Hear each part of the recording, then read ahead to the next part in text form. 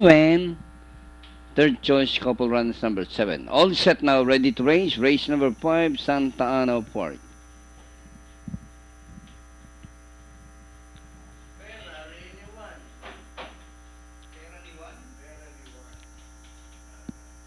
And the race is on. It's a jump start beginning for Canadian Girl. Firm grip on the outside skate. Ganda. Rushing up is entry number 3, Dragon May to take the lead. Dragon May followed by number 6, Canadian Girl in second. Racing third, entry number 1, Win. Kate Ganda. Firm grip in between runners. Running down on the inside 6, Windy Win. Alongside 7, Aras. 7A, Ferrari 1, fast forward.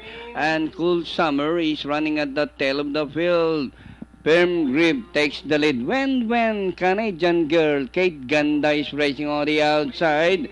And rounding the far turn, firm grip, Kate Ganda, when is running by Drell. As they race the last 550, Kate Ganda is now the leader, firm grip. When is running by Drell. As they race the final corner, Kate Ganda by Alenkana, firm grip. When on the outside is Aras and Ferrari 1. And nearing the finish line, Kate Ganda by about 2 line, firm grip is running by Drell.